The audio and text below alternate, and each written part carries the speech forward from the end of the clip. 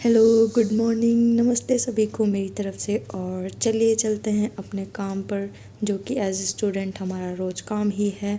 उठो, सुबह के सारे क्रियाक्रम करो और फिर उसके बाद अपनी पढ़ाई पर लग जाओ। कभी कभी तो ज़िंदगी बहुत बोरिंग लगती है कि इसी एक काम पर लगे पड़े हैं, बट कोई नहीं, इससे जो मिलने वाला है उससे अच्छा कुछ नहीं होगा, तो हम लगे रहेंगे। तो अब ठंडी होने की वजह से एक काम और बढ़ गया है, वो है अपनी स्किन को मॉइस्चराइज़ करना। मैं एलोवेरा जेल इसलिए यूज़ कर रही हूँ क्योंकि इससे थोड़ा फ्रेश भी फील होता है और नींद नहीं आएगी, जहाँ तक मुझे लगता है। तो चलो, ये सब तो चलता ही रहेगा और ये ज़िंदगी में कभी ख़त्म भी नहीं होगा। पर मेन मुद्दा क्या है? मेन मुद्दा है हमें अपनी पढ़ाई से रिलेटेड काम करने हैं। सबसे पहले आप लोगों का बहुत डाउट था कि करंट अफेयर बताओ, करंट अफेयर बताओ कि कैसे करना है। देखो, सबकी स्ट्रेटजी अलग होती है। मेरी स्ट्रेटजी क्या थी वो मैं आपको बताऊंगी। अगर आपको अच्छी लगे तो आप फॉलो करना। तो मैंने क्या किया था, मैंने हर एक मंथ का जो करंट अफेयर था टॉप 100 क्वेश्चंस लिखे थे, क्योंकि यूट्यूब पर ऐसे वीडियोस बहुत अवेलेबल हैं। हर कोई अपनी सुविधा के अनुसार पढ़ सकता है कि अगर किसी को हिंदी में अच्छा लगता है या समझ में आता है तो वो हिंदी से कर सकता है। अब तो हिंदी में भी कर सकते हैं क्योंकि लैंग्वेज का कोई बैरियर नहीं रहा है, इवन टेक्निकल में भी। और करंट अफेयर में इंग्लिश में भी कर सकते हैं। मैं इंग्लिश मीडियम से हूँ, मुझे इंग्लिश में ही ज़्यादा चीज़ें समझ में आती हैं, तो उसमें ही मुझे अच्छा लगता है करने का। तो मैंने इंग्लिश का ही कोई टीचर थे, उनको मैंने फ़ॉलो किया था। आप भी किसी भी टीचर को फॉलो कर सकते हैं और बहुत सारे जो अच्छे अच्छे कंटेंट प्रोवाइड करवाते हैं उनको आप फॉलो कर सकते हो।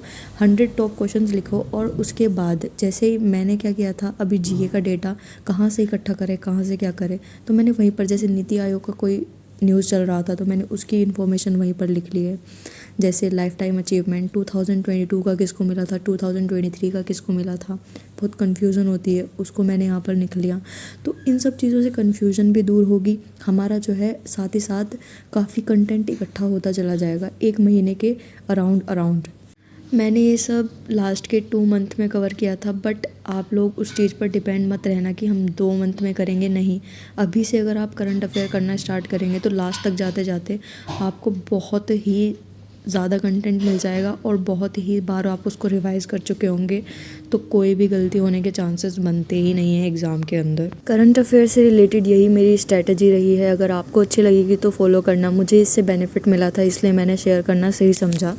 और अब मैं स्टार्ट करती हूँ अपना जो मेरा सुबह का रूटीन था, उसमें मुझे आरसीसी रिवाइज़ करना था। एक दिन मैं रिवीजन करूँगी अपने नोट्स को और अगले दिन मैं रिवीजन करूँगी मेरे जो क्वेश्चंस होते हैं मार्क्ड, जो मुझे नहीं आए हैं या फिर मेरे नोट्स में नहीं थे। और यही स्ट्रेटजी लेते लेते हमें एग्ज़ाम में बैठना होता है, क्योंकि सब चीज़ों को दिमाग में रखना, याद रखना इजी नहीं होता है। तो अब रिवीजन के टाइम पे जो टारगेट रह जाता है वो ये रह जाता है कि हम जो चीज़ें हमने कवर कर रखी हैं, जो नोट्स में हैं, उनको अपने दिमाग में अब कैसे रखें, एग्ज़ाम में हम उसकी एक्यूरेटली सही कैसे करें। तो ये हमारा टारगेट रह जाता है।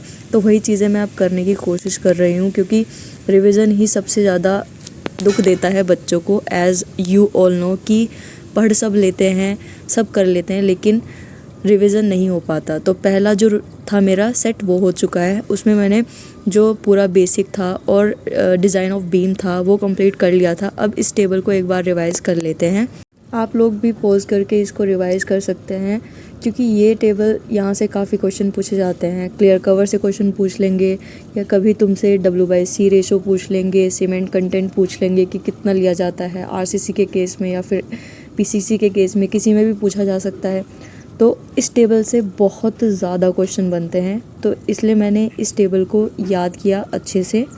आप लोग भी स्क्रीन को पॉज करके एक बार अपना रिवीजन कर सकते हैं, ये आप लोगों के लिए भी हेल्पफुल होगा एंड बहुत ही ज़्यादा काम आएगा ये टेबल। अभी मैं बात करना चाहूँगी इस चीज़ के बारे में कि हम जब एग्ज़ाम के लिए प्रिपेयर कर रहे होते हैं तो हमें बहुत डर लगता है। हम सोचते हैं कि पता नहीं एग्ज़ाम में क्या होगा, हम क्या करके आएंगे, हम कैसे करेंगे, या हमें चीज़ें याद रहेंगी भी या नहीं रहेंगी। ये सब चीज़ें टेस्ट से हमें पता चलने लग जाती हैं कि क्या चीज़ें हमें याद रहेंगी, क्या चीज़ें हमें याद नहीं रहेंगी। तो टेस्ट का मतलब यही होता है कि हमें क्या चीज़ें याद रह पा रही हैं और किन चीज़ों को हमें याद करना है। तो टेस्ट हमें एक्चुअल में ये बताता है। मार्क्स कम आ रहे हैं, मार्क्स ज़्यादा आ रहे हैं, ये मैटर बिल्कुल भी नहीं करता। मैटर क्या करता है कि उस चीज़ से तुमने कितना सीख लिया एग्ज़ाम में बैठने से पहले। जब मैं प्री के टेस्ट देती थी तो मुझे बहुत ज़्यादा डिमोटिवेशन होता था, क्योंकि काफ़ी टेस्ट ऐसे थे जिसमें मार्क्स कम भी आते थे, कभी मार्क्स ठीक भी आते थे, बट कहीं ना कहीं लगता था कि यहाँ पर ये मार्क्स आ रहे हैं, वहाँ पर क्या होगा। लेकिन उस चीज़ से सीखते सीखते काफ़ी चीज़ें, अभी इतनी चीज़ें पता चल गई हैं कि जो नोट्स में नहीं थी बट टेस्ट से पता चली, जो मतलब चीज़ें हमें रिकॉल करनी होती है पर हम छोड़ देते हैं कि ये तो नहीं आएगा एग्ज़ाम में, या फिर उस समय पे हमें लग रहा होता है कि वो हमें याद नहीं हो रहा है पर हम उसे छोड़ देते हैं, लेकिन वही एग्ज़ाम में आ जाता है, उसके आने के चांसेस होते हैं। तो टेस्ट से ये चीज़ें पता चल जाती हैं, तो टेस्ट देना बहुत बहुत ज़्यादा ज़रूरी है। सब अपने रूटीन के हिसाब से पढ़ते हैं।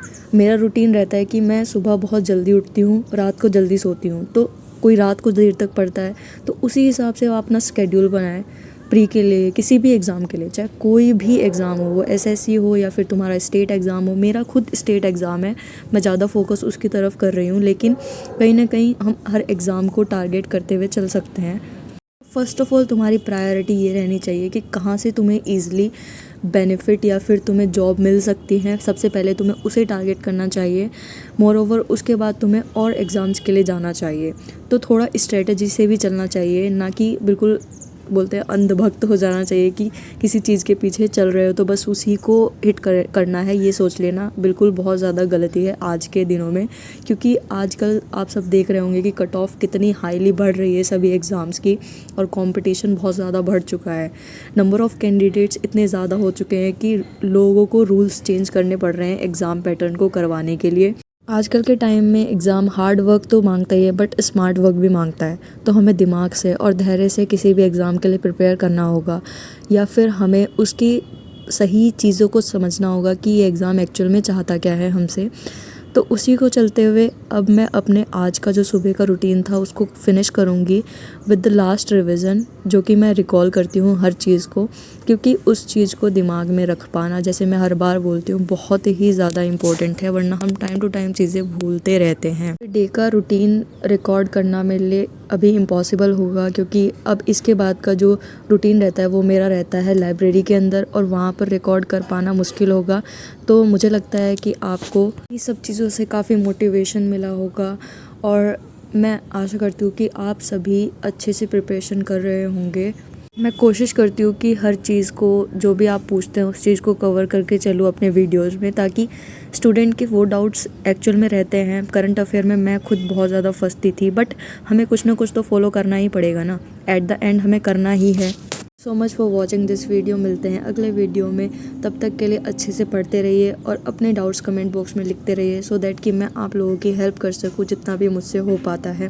कि प्रॉब्लम्स को मैं समझ सकती हूँ, क्योंकि मैं खुद इसी फेज़ में हूँ और मुझे पता है कि हम कहाँ पर फंसते हैं एक्चुअल में, कहाँ पर हमें डाउट्स होते हैं।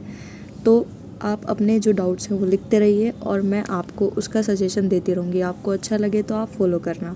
Thank you so much and bye.